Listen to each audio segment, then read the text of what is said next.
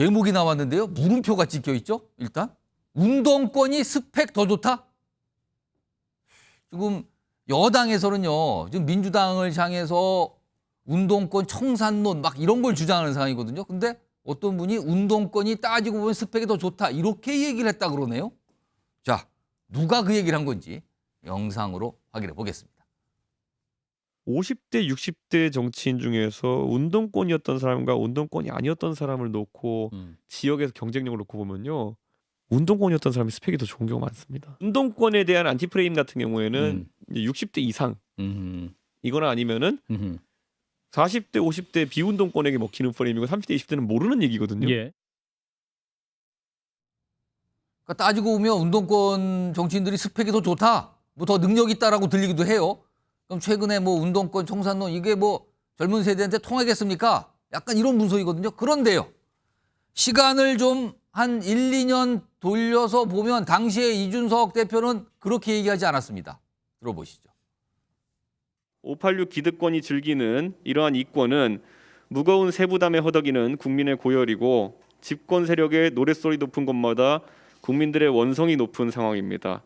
민주당은 절대 우리를 따라오지 못합니다. 아직까지 586들은 자신이 젊다고 착각합니다. 그들의 그 착각이 앞으로 우리 국민의힘에게 많은 기회를 열어줄 것이고 젊은 세대 아젠다를 선도할 수 있는 기회가 될 것입니다. 정광재 대변인. 오늘 발언과 몇 년 전의 발언 이거 좀 혹시 달리 들리시든지 그렇게 들린다면 왜 이렇게 입장이 달라진 겁니까? 아주 재밌게 들었습니다. 어. 예.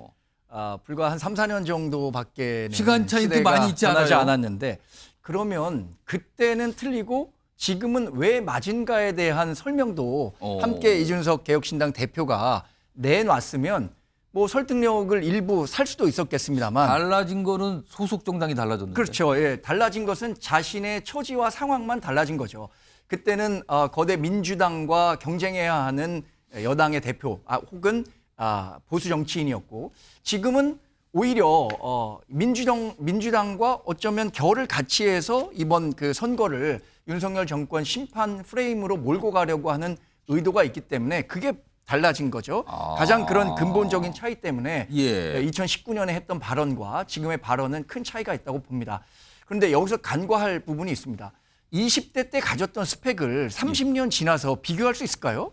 20대 때 그 사람이 했던 것과 그 30년 과정에서 어떠한 능력을 배양했는지를 비교해 봐야지. 운동권 그 활동을 하면서 가졌던 그 경험과 스펙 그걸 말씀하시는 그렇습니다. 겁니까? 그런데 그 30년 그 지나는 기간 동안에 예. 비운동권 세력들이 사회에 나와서 산업화와 민주화에 같이 기여한 경우도 있고요. 훨씬 더 많은 경험을 통해서 사회에 기여했을 수도 있다고 생각하는데 한마디로 이렇게 뭐 운동권 출신들의 스펙이 더 낫다라고 하는 것 자체가 어불성설이라고 생각합니다. 그러니까 지금 뭔가 비교해서 들어오니까 확실히 분위기가 다른데 박찬 교수님 사실 이준석 대표요 요즘에 그 신당 합당 이후에 본인의 지지자들로부터 약간 비판도 받고 있고 지금 탈당하겠다고 얘기하고 이거 실제 탈당하시는 분도 있다고 그러거든요.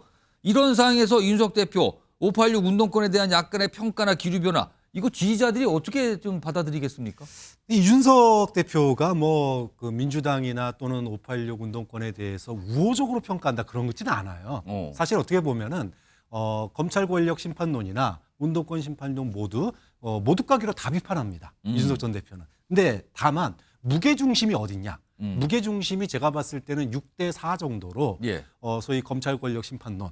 정권 심판론 여기에 무게가 좀 더 쏠려 있어요. 그럼 과거보다는 무게 중심이 좀 이동을 한 겁니까 그렇죠. 지금요? 근데 왜 그러냐 하면은 개혁신당이 어디서 표를 얻을 거냐라는 거예요. 개혁신당이 표를 얻을 곳은 소위 말해서 정권 심판론으로 총선이 치러지는데 민주당에는 표를 안 던지는 층. 우리가 흔히 중도층이라고 얘기하는 쪽에서 표를 가져와야 돼요. 중도층 표요. 그렇죠. 그럼 중도층의 귀를 즐겁게 해주는 방법은 현재 권력, 즉 윤석열 정부나 여당에 대한 비판이 1번인 거고요. 야당에 대한 비판은 나는 민주당하고 이렇게 차이가 있어 정도만 얘기하면 되는 겁니다. 그렇기 때문에 비판의 무게중심이 소위 검찰 권력 심판, 윤석열 정부 심판에 좀 더 무게가 있는 거지.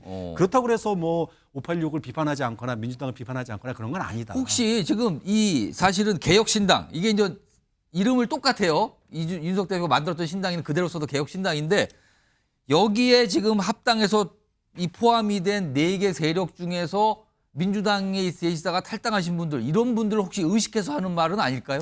그러니까 지금 민주당 개혁신당 내에 예. 당원 당규나 철학을 공유하는 건 굉장히 어려운 일입니다. 공유가 어렵다. 아예 어렵죠. 철학을 공유하기가 어렵다. 이질적인 집단이에요. 당장 근데 유호정 정당은 철학을 공유하는 거 아닙니까? 그러니까요.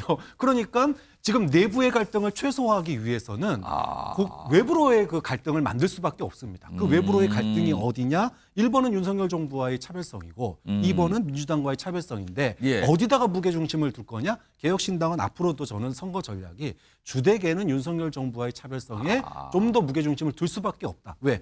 중도층이 예. 윤석열 정부 싫어하니까. 그러면은 처지가 달라진 거네요. 그러면은 이게 좀 생각이 달라진 생각은 같지만 방점을 어떤 걸 가져오냐에 따라서 그 처지 때문에 방점이 달라졌다 이런 설명이신데 지금 이준석 대표가 약간 귀를 잡는 말이 이 운동권에 대한 평가 말고요. 지금 신당들이 4개 세력이 모였잖아요. 이 모인 형태, 이 형태를 놓고 오늘 뭔가 얘기했는데 이게요. 이낙연 공동대표하고는 조금 다릅니다. 들어보시죠. 저희가 결국 당명은 개혁신당을 유지하고 네. 그리고 지금 저희 흡수합당 형식을 취하고 있습니다. 절차적으로는 지금 흡수합당의 절차를 따르고 있습니다. 선거에 처리할 때 흡수합당 절차를 통해 가지고 하는 것이 당면한 선거를 위해 가지고 좋다 이런 판단을 해서 저희가 그렇게 합의했습니다. 민주당 걱정이나 하시는 게 나을 거예요. 네. 그렇습니까? 네. 예. 저는 일련의 흐름 가운데 늘 있었기 때문에 받아들이면서 마지막에 당명의 문제에 결단하게 됐는데 이 지지자들 입장에서 보면 그 통합 자체에 대해서 예. 찬반이 있을 수 있지요. 강민구 변호사. 흡수 합당입니까 아닙니까? 이거 가지고 이거 의견 다르네요. 벌써 이거 지금. 그거는 이제 서로 간에 이제 약간 자존심 문제가 걸린 건데 이준석 대표 입장에서는 이제 흡수합당 쪽으로 가고 있다고 하는 거죠. 오늘 말을 했어요. 그렇게. 그리고 또 사실 당명이 또 그걸 말해주고 있지 않습니까? 예. 개혁신당이라는 이름을 썼다라는 자체가 일단은 개혁신당에서 M&A를 한 걸로 보이는 거죠. 누가 봐도.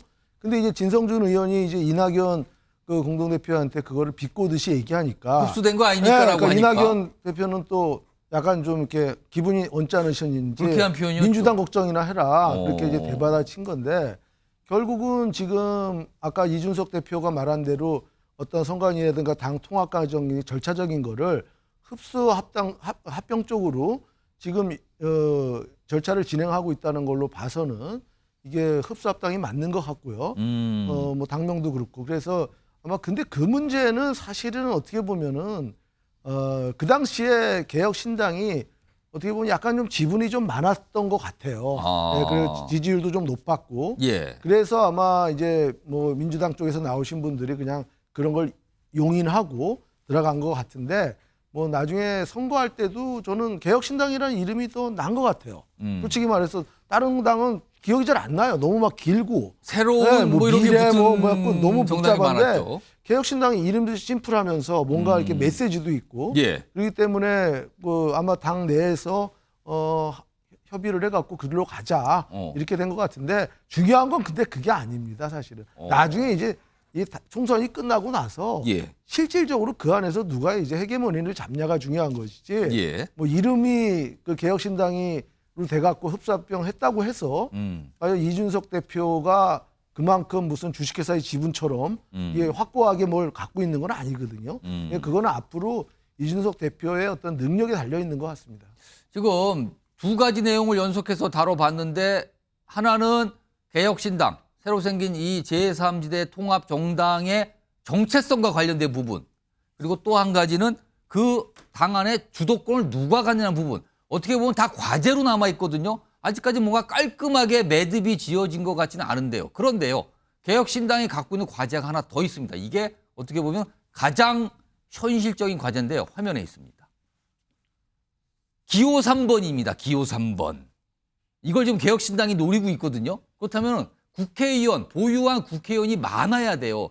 지금 현 상태가 그대로 유지된다면 기호 3번이 안 됩니다. 그렇기 때문에 가능한 많은 현역 의원을 확보해야 되는 상황이거든요. 최소한 녹색정의당이 지금 6명인데 여기보단 많아야 가능한데 그렇다면 방법이 무엇일까?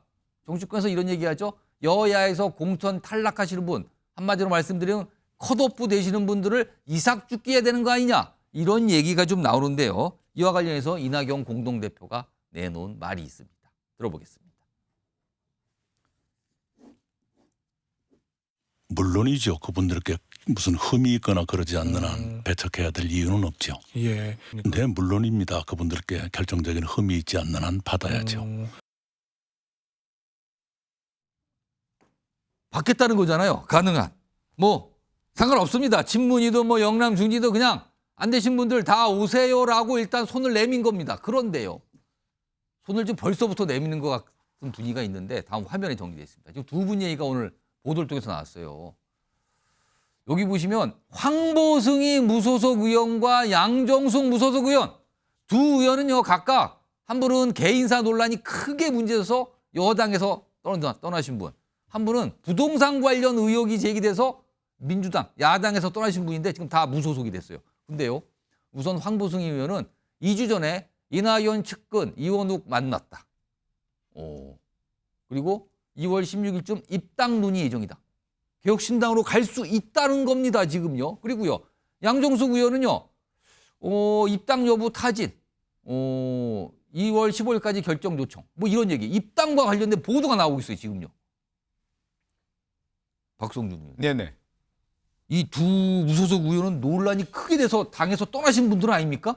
근데 지금 개혁신당으로 갈 수 있다는 거예요? 아니 그거는 뭐 저 이제 황보승 의원이나 뭐 다른 의원들 같은 경우는 이제 자신의 결정에 의해서 이제 결정이 되겠죠. 그렇지만 이 개혁신당이 가야 할 방향에 대한 부분이 있지 않습니까? 과연 그러면 의원들이 그 선택을 할 때 명분이 있느냐에 대한 부분인데 역대 총선 과정에서 볼 때 뭐 여야를 떠나서 공천 과정에서 탈락한 분들이 제3의 정당에 갔던 것은 필수 불가결한 거예요.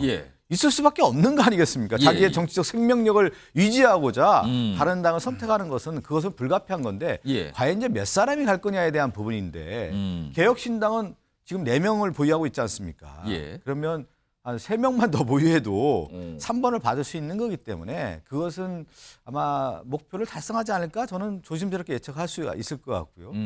그런데 이제 개혁신당이 지금처럼 과연 어떤 스탠스를 갈 거냐에 대한 부분이 매우 논란이 되는 거고 또 하나 이제 본질적인 질문을 하나 던질 수가 있어요. 그러면 개혁신당을 갔을 때 내가 지역구에 당선될 확률이 있느냐.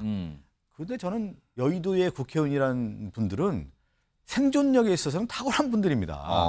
살아남기 위한 어떤 그 과정들을 다 겪은 분들이기 때문에 산술적인 걸 떠나서 자기의 정치적 촉과 감이 뛰어난 분들이란 말이에요. 그럼 자기가 지역에 갔을 때 당선될 확률이 매우 낮다고 판단했을 경우에는 뭐를 얘기하느냐면 입당 조건 중에 하나가 비례대표를 얘기를 할 가능성이 매우 커요. 그런데 비례대표에 대한 부분을 얼만큼 저 당이 수용할 수 있느냐에 대한 부분이고 또 하나는 지금 난항이 예상되는 것 중에 하나가 개혁신당에 합당을 했던 많은 의원들이 있지 않습니까? 그렇습니다. 전 의원들이 있단 말이에요. 그 의원들이 지역구에 출마할 수 있는 분들이 몇 분이나 있겠습니까? 됐을 경우에 이 조정 역할을 이낙연 대표나 이준석 대표가 해야 되는데 결국 남아있는 정청력은 비례대표의 순위란 말이에요. 이 순위에 싸움이 있는 거고 추후에 들어오는 의원들도 이 순위에 들어가고 싶어하는 조건을 달기 때문에 매우 어려운 싸움이 될 것이다. 정광재 대변인. 지금 논란이 돼서 여야 각 정당에서 탈당을 했던 인물을 영입 타진한다는 보도가 나오는 거예요. 지금요. 일부 밝히기도 하고 뭐 좀 더 보지만 보도가 계속 나오고 있거든요. 그러면 개혁신당을 이거 어떻게 봐야 되는 겁니까? 저는 우선 이런 일종의 기형적인 비례대표제가 운영될 수밖에 없도록 만든 민주당의 이 문제 제기를 강하게 하지 않을 수가 없습니다.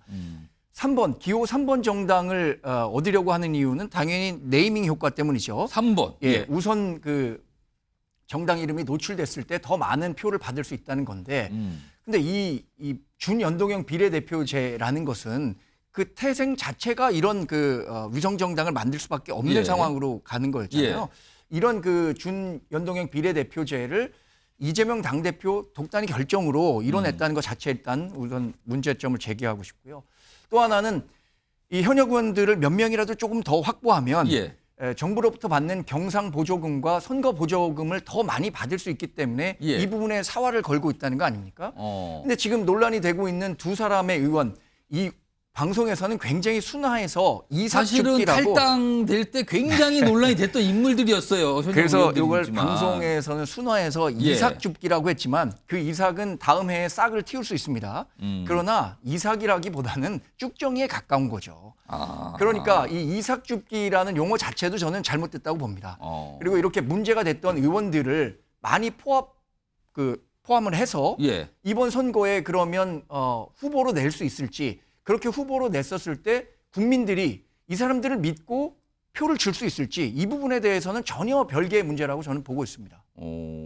사실 오늘 저런 보도가 나온 뒤에 정치권 인사들의 반응 중에 하나가 신당 이름이 개혁신당 아닙니까? 이 얘기를 꺼내신 분이 있어요.